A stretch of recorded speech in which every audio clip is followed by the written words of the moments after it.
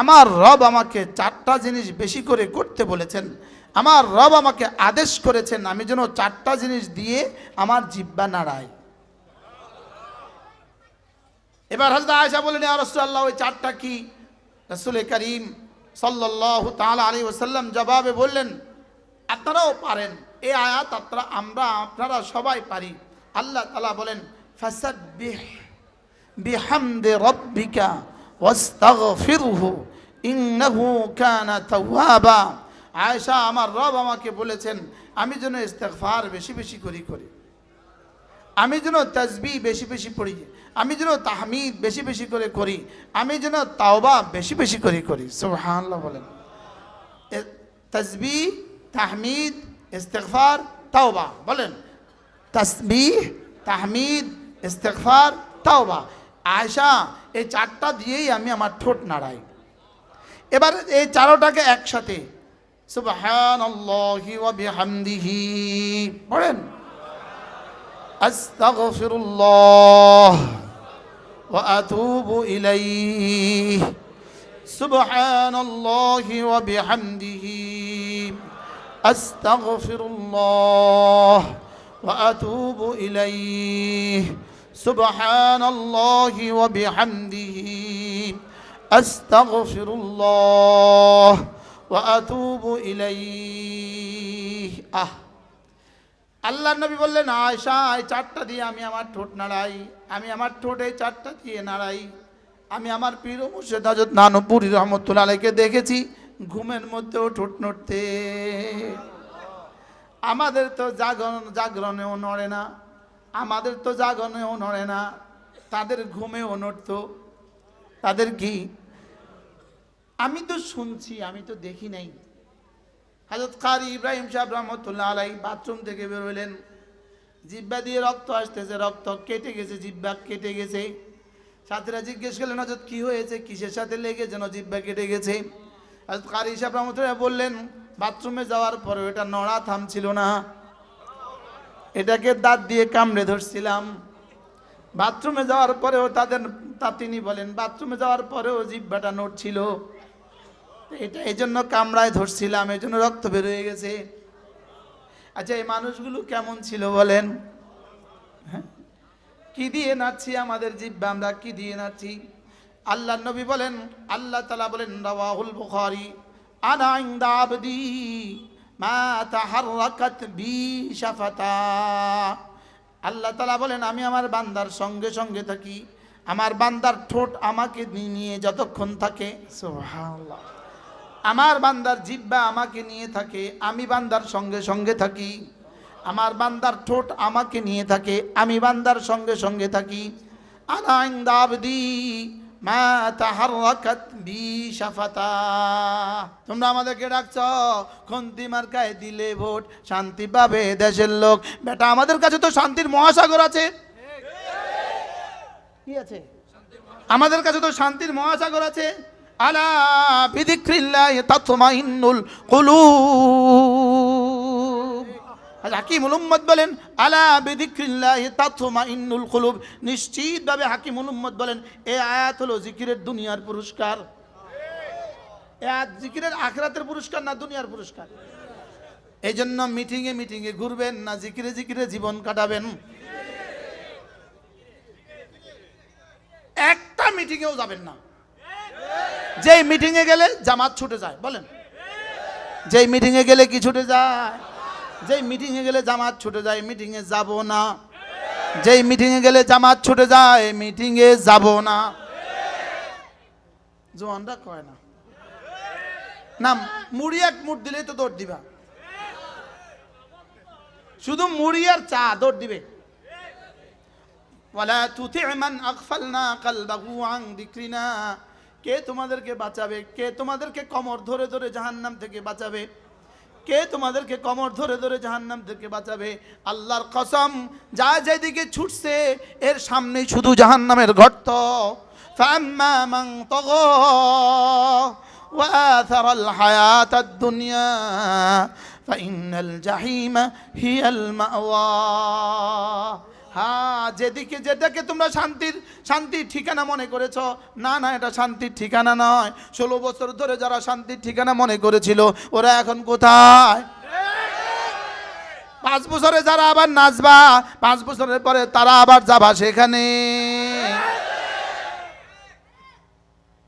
আলহামদুলিল্লাহ, আমাদের ইমাম সাহেবরা, আমাদের মুহতামিম সাহেবরা, আমরা কোরআনওয়ালারা ছিলাম, আছি, থাকবো ইনশাআল্লাহ। فأما من طغى وآثر الحياة الدنيا, তগার তাফসীর রব নিজেই করে দিয়েছেন। ইযহাব ইলা ফিরাউনা ইন্নাহু তাগা ফাকুল হাল লাকা ইলা আন তাযাক্কা ওয়া আহদিয়াকা ইলা রাব্বিকা ফাতাখশা ফাআরাহুল আয়াতাল কুবরা ফাকাযযাবা ওয়া আসা। এটা হলো তগার তাফসীর। তগা, এটা তাফসীর কি? ফাকাযযাবা ওয়া আসা, ফিরাউন মিথ্যা মনে করেছে আর নাফরমানি করেছে। তাহলে এখানে বলে ফাম্মা মান তাগা ওয়া আথারাল হায়াতাদ দুনিয়া, তাহলে তগার তাফসীর কি? কাযযাবা ওয়া আসা। ওলামা একরাম বুঝাতে পারছি? فأما من طغى وآثر الحياة الدنيا فإن الجحيم هي المأوى। এর বিপরীতে তগার বিপরীতে একটা শব্দ, আর আথারাল হায়াতাদ দুনিয়ার বিপরীতে আরেকটা শব্দ। ওয়া আম্মা মান খাফা মাকাম রাব্বিহি, এটা হলো তগার বিপরীতে, তগার বিপরীত শব্দ খাফা মাকাম রাব্বিহি। আর ওয়া আথারাল হায়াতাদ দুনিয়ার বিপরীত শব্দ ওয়া নাহান নাফসা আনিল হাওয়া। সুবহানাল্লাহ বলে না? খেয়াল করছেন না? হ্যাঁ, তগার বিপরীত কি? মান খাফা মাকাম রাব্বি। উলামা ইকরাম ছাত্ররা বলেন তগার বিপরীত কি? মান খাফা মাকাম রাব্বিহি। এবার ওয়া আথারাল হায়াতাদ দুনিয়ার বিপরীত কি? ওয়া নাহান নাফসা আনিল হাওয়া। এবার নির্বাচন। কদ্দুর ইসলাম, কদ্দুর হাওয়া আছে, এটা রবের কাছে মেয়ার আছে। কি বলছি বলেন? কদ্দুর ইসলাম আর কদ্দুর ইত্তেবায়ে হাওয়া। বলেন, ওলামা একদম বলতেও শরম লাগে। রিস্কটা আমার আছে, আপনাদের কিসের রিস্ক? আমার বিরুদ্ধে ফেসবুকে লিখবে, আপনাদের কি অসুবিধা? আপনারা বুঝি নেন। ফেসবুকে আমার বিরুদ্ধে লিখবে, আপনাদের বিরুদ্ধে তো লিখবে না, আপনাদের কি অসুবিধা? فأما من طغى وآثر الحياة الدنيا فإن الجحيم هي المأوى وأما من خاف مقام ربه, যে আল্লাহর সামনে দাঁড়াতে ভয় পায়, মাকাম রব্বি দুই তরজমা। এক নম্বর হলো মাকামের তরজমা হলো কিয়াম, তাহলে তরজমা কি? কিয়ামের ফাইল হলো আল্লাহ, তাহলে তরজমা কি? ওয়া আম্মা মান খাফা মাকাম রাব্বিহি আই কিয়াম রাব্বিহি আলাইহি, রব যে তোমার সামনে একদিন দাঁড়াবেন, সেদিন সেটাকে তুমি ভয় পাও। আল্লাহ, এখানে রব আমার সামনে দাঁড়াবেন। বলেন। আরেক তরজমা কিয়ামাহু আলা রাব্বিহি, তুমি দাঁড়াবা রবের সামনে। মূলত দুটো তরজমান মেজদাক এক। জজের সামনে আসামি দাঁড়ায়, আসামির সামনেও জজ দাঁড়ায়। কি হাসিল এক? মা হাসিল। ওয়া আম্মা মান খাফা মাকাম রাব্বিহি, যে জীবনে প্রতিটা মুহূর্তে কথা ভয় পায়, আমি আমার রবের সামনে যাব কিভাবে? বলেন, আমি আমার রবের সামনে যাব কিভাবে? এটা যদি কেউ ভয় পায়, সে আবার মোবাইল খুলে কিভাবে? সে আবার ফেসবুকে ঢুকে কিভাবে? সে আবার মিথ্যে কথা বলে কিভাবে? সে আবার হারাম খায় কিভাবে? সে আবার দুর্নীতি করে কিভাবে? এই জন্য মান খাফা মাকাম রাব্বিহি, আল্লাহ তাআলার ভয় এই শব্দটা কলিজায় ঢেলে দেওয়া ছাড়া, কলিজায় স্থাপন করে দেওয়া ছাড়া, এই শব্দটা কলিজায় বসিয়ে দেওয়া ছাড়া এ দেশকে দুর্নীতি মুক্ত করার আর কোনো রাস্তা নাই। যে যত ফর্মুলাই বলেন, লেকিন এই দেশ দুর্নীতি মুক্ত হবে না মান খাফা মাকাম রাব্বিহি ছাড়া, খাশিয়াতে ইলাহি ছাড়া, আল্লাহ তাআলার ভয় কলিজায় দেয়া ছাড়া। আল্লাহ তাআলার ভয় কলিজায় দেয়া ছাড়া। বলেন, কি বলছি? আল্লাহর ভয় কলিজায় দেয়া ছাড়া। বলেন, কুল পুলিশ প্রশাসনে যদি কোরআনে কারীমকে লাজেম করে দিত, আরবিদের মধ্যে কোরআনে কারীমকে যদি লাজেম করে দিত, পরীক্ষা প্রত্যেকটা জাতীয় পরীক্ষায়, প্রত্যেকটা নাগরিক পরীক্ষা যদি কোরআনে কারীমকে লাজেম করে দিত, নামাজকে যদি লাজেম করে দিত, আল্লাহর কসম এদেশ ধীরে ধীরে ধীরে ধীরে 20 বছরের ব্যবধানে এদেশ দুর্নীতিমুক্ত হয়ে যেত। তোমাদের এই শান্তির ফর্মুলা দিয়ে কিয়ামত পর্যন্ত শান্তি আসবে না। তোমাদের এই শান্তির ফর্মুলা দিয়ে কিয়ামত পর্যন্ত শান্তি আসবে না। তোমাদের জুলাইয়ের সনদ দিয়ে কিয়ামত পর্যন্ত শান্তি আসবে না। তোমাদের এই জুলাইয়ের সনদ দিয়ে কিয়ামত পর্যন্ত শান্তি আসবে না। না না না, এখন যদি জিবরিল নতুন সনদ বানায় সেটা দিয়েও আসবে না। তোমরা তো দূর কি বাত, কারণ জিবরিলও এখন আর সনদ বানাবার কোনো সুযোগ নাই। সনদ কোরআন নামক সনদ দেওয়াই আছে।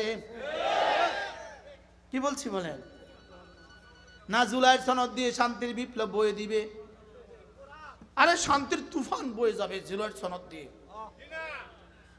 আগামী নির্বাচনের পরে শান্তির তুফান বয়ে যাবে। হ্যাঁ, এক বাক্যে বলেন ভুয়া। فأما من طغى وآثر الحياة الدنيا। আমার মনে হয়, আমার কলিজা বলে, আমি কোরআন বুকে নিয়ে বলতেছি, আমি এভাবে বলতে পারবো। আমার কলিজা বলে, এই জাতির মানুষগুলোর কলিজায় আল্লাহ তাআলার ভয় দেওয়া ছাড়া, এই জাতির মানুষগুলোকে আল্লাহ তাআলার পরিচয় দেওয়া ছাড়া, এই জাতির স্কুল কলেজ আর ইউনিভার্সিটিতে আল্লাহ তাআলার পরিচয় দেওয়া ছাড়া, আল্লাহ তাআলার জাত ও সিফাতের ইয়াকিন এদের কলিজায় বসানো ছাড়া, হাসরের ময়দানের ভয়াবহ দৃশ্য এদের কলিজায় বসানো ছাড়া, জান্নাতের ইয়াকিন দেওয়া ছাড়া, জাহান্নামের ভয় ছাড়া এই জাতিকে বাঁচাবার কোনো রাস্তা নাই। ফর্মুলা হাওলাত করতে পারো, কারণ মানব রচিত ফর্মুলা দিয়ে কিছু হয় না।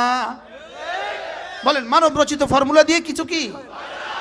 যেখান থেকে সভ্যতা আমদানি করার চেষ্টা করছো, এগুলো পচা, এগুলো গান্দা। বলেন, এগুলো পচা, এগুলো গান্দা। বলেন বলেন, এগুলো কি? পচা, এগুলো পচা, এগুলো বস্তা পচা, এগুলো পচে গেছে, এগুলো এখন পৃথিবী খায় না। সামনের কথা, এখন পৃথিবী খায় না, এগুলো পচে গেছে। এগুলো কি হয়েছে? পচে গেছে। এখন ইসলাম খাবে। ইসলামেই আখেরি ফর্মুলা। বলেন, ইসলাম আখেরি ফর্মুলা। বলেন, ইসলাম কি? আখেরি ফর্মুলা। ইসলাম সর্বশেষ ফর্মুলা। ইসলাম সর্বশ্রেষ্ঠ ফর্মুলা। ইসলাম সর্বশেষ ফর্মুলা। ইসলামই একমাত্র ফর্মুলা। কি কি বলো? ইসলাম বলো, আবার বলো ইসলাম। আমরা এটা বলছি না প্রাইমারি স্কুল বন্ধ করে দাও, আমরা এটা বলছি না।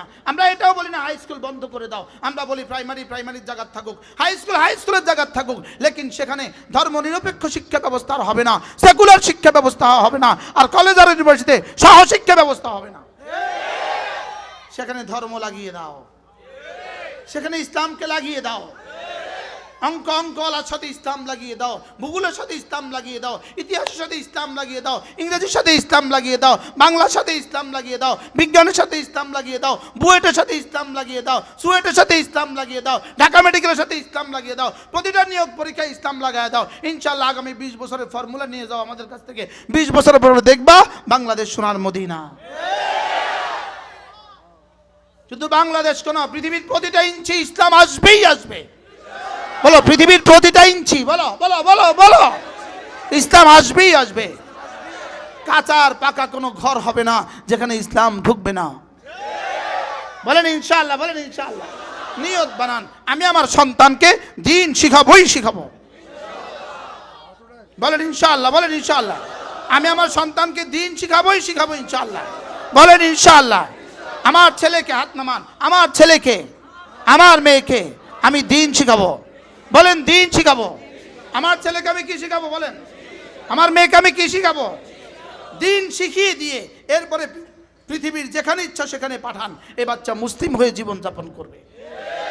আল্লাহ আমাদের সকলকে তৌফিক দান। আল্লাহ এই বদলকোট মাদ্রাসাকে কবুল করেন। আকাবেরদের 100 বছরের এই মাদ্রাসা, হযরত মাওলানা জুনায়েদ বাবু নগরী রাহমাহুল্লাহ জীবনে অনেকবার এখানে এসেছেন। হযরত মাওলানা হাবিবুল্লাহ মিসবাহ রহমাতুল্লাহ আব্বা, তার দাদা এই মাদ্রাসার সাথে জুড়ে ছিলেন। সুবহানাল্লাহ বলেন। আল্লাহ, আমিও আকাবেরদের নিসবতের বরকতেই আসি। আমাদের নাজিম সাহেব, হুজুরের নাম জানেন কি?